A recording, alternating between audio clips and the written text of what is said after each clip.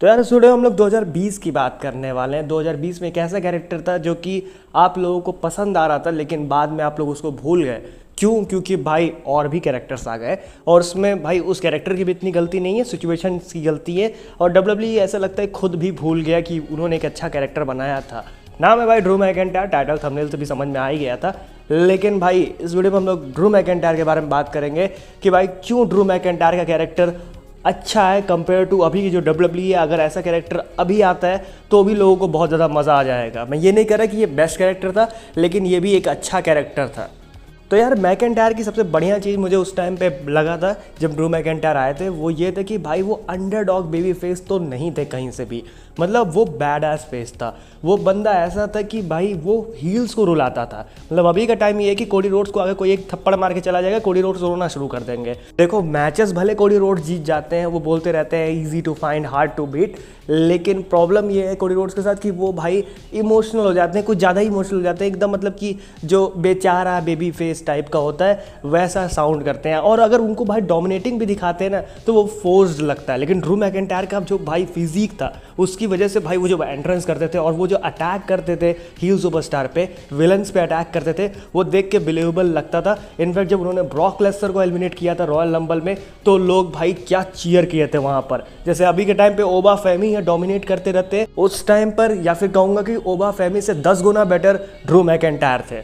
10 गुना better क्यों? क्योंकि भाई ड्रू मैकिंटायर को प्रोमोज भी बढ़िया देने आते थे। उनकी माइक स्किल्स अच्छी है, उनकी एक्टिंग अच्छी है, फिजिक मतलब ओबा फेमी से बराबर ही है। लेकिन एक तरफ से जो कहते हैं ना करिश्मा होता है, वो ड्रू मैकिंटायर के पास था। क्योंकि आपको याद होगा रंबल में फैंस पागल हो गए थे जब रंबल में ड्रू मैकिंटायर जीते थे। तो सीन क्या है कि कोडी रोड्स और ड्रू मैकिंटायर में अंतर क्या है? अभी डब्ल्यूडब्ल्यूई में कोई बहुत बड़ा थ्रेट आ जाए, बहुत बड़े विलन्स आ जाए, तो उस टाइम पे अगर आप सोचोगे कि कोडी रोड्स आके सबको बचा लेंगे तो वो बिलीवेबल नहीं लगेगा। कर सकती है डब्ल्यूडब्ल्यूई ऐसा, लेकिन वो रियल नहीं लगता। ऐसे लगता है कि फोर्स्ड है, स्क्रिप्टेड है। लेकिन अगर ड्रू मैकिंटायर वहाँ पे आते हैं और वो सबको डोमिनेट करते हैं तो वो लगता है। 2020 में जब रेट्रिब्यूशन के सामने ड्रू मैकिंटायर आ जाते थे तो लगता था कि भाई ड्रू मैकिंटायर भाई ये सबको फाड़ देगा। दूसरी चीज़ की बात करूंगा प्रेजेंटेशन। ड्रू मैकिंटायर को प्रेजेंट भी ऐसे करते थे कि भाई वो कमज़ोर ना लगें कहीं से भी।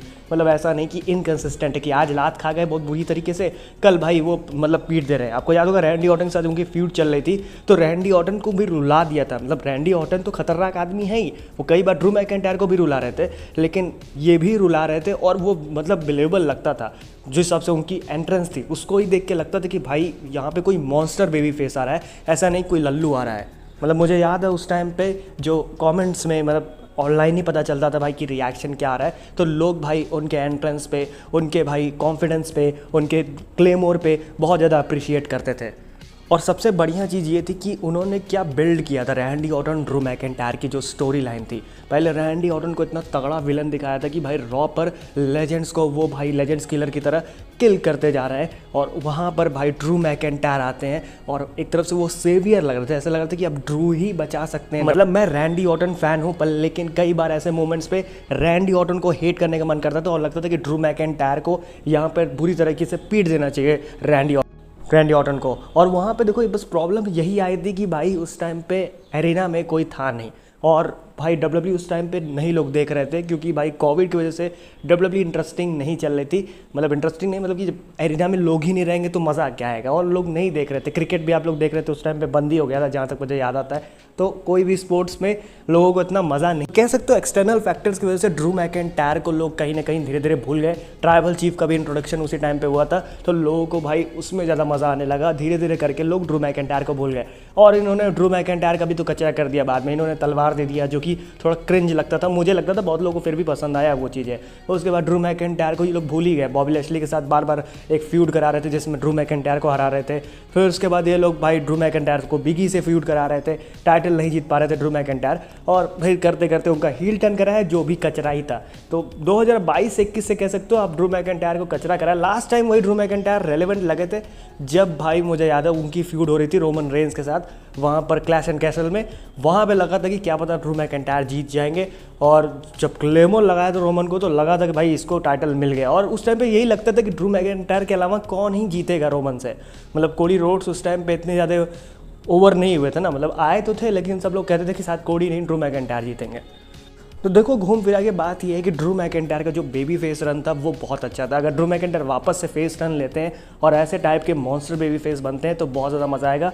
बात ये है कि जब डब्ल्यूडब्ल्यूई के कोई मॉन्स्टर आता है जैसे ओबा फेमी हो गए या फिर पास में आप ब्रॉन स्ट्रोमैन के पास चले जाओ या फिर कोई भी मॉन्स्टर उठा लो, और उनके माइक स्किल्स इतने दमदार नहीं होते हैं, वो एक्टिंग इतनी अच्छी नहीं कर पाते हैं। लेकिन मैकिंटायर में ये भी अच्छा चीज़ था कि उनको भाई प्रोमोस देने आता था, माइक स्किल्स उनकी अच्छी थी। यही चीज़ भाई बेहतर बनाती है। और सबसे इंपॉर्टेंट चीज़ डब्ल्यूडब्ल्यूई में अगर कोई चीज़ है तो वो चीज़ भाई माइक स्किल्स ही होती है। अगर आपको बोलने नहीं आता है, अगर आपको एक्टिंग करने नहीं आती है तो फिर भैया आपको भगवान ही बचाएंगे। और डब्ल्यूडब्ल्यूई में करेंटली मैं देखता हूँ बहुत से ऐसे कैरेक्टर्स हैं जिनको सिर्फ टाइटल से मतलब है, वो उसका टाइटल चेस कर रहे हैं, उनका अपना कोई कैरेक्टर आइडेंटिटी नहीं है। लेकिन थोड़ी पहले डब्ल्यूडब्ल्यूई जो थी उसमें ये चीज़ बहुत बढ़िया था कि भाई हर कैरेक्टर का एक आइडेंटिटी था, जो कि आज की डब्ल्यूडब्ल्यूई में मिसिंग होता है। कुछ ही कैरेक्टर्स हैं जिनकी खुद की आइडेंटिटी है। रोमन रेंस को देख लो, वो फैमिली मैन है, वो अपने आप को फैमिली में भाई टॉप पे दिखाना चाहता है, वो डब्ल्यूडब्ल्यूई में टॉप पे। सेथ रॉलिंस जो है वो अपना फ्यूचर विजनरी यही सब बातें करते रहते हैं। कैरेक्टर्स हैं कुछ ना कुछ जो अच्छे हैं, लेकिन बात ये है कि बहुत से ऐसे कैरेक्टर्स हैं जो बस खाली बेबी फेस हैं तो बेबी फेस का रोल प्ले करेंगे, हील है तो हील का रोल प्ले करेंगे, और उनका खुद का कोई आइडेंटिटी नहीं है। तो ये एक प्रॉब्लम है। तो देखते हैं अब डब्ल्यूडब्ल्यूई कब ड्रू मैकिंटायर को बेबी फेस बनाता है, कब उनको वापस से अच्छे से बुक करना शुरू करेगा। बाकी मैं कल ही इस पे अपने दोस्तों से बात कर रहा था तो मैंने सोचा कि यार इस पे एक बार वीडियो भी बनाते हैं और आप लोगों से भी बात करते हैं। तो आपको क्या कहना है कमेंट में बताओ, साथ ही साथ वीडियो को लाइक करो, चैनल पे नए हो सब्सक्राइब कर सकते हो। बाकी वीडियो देखने के लिए थैंक यू।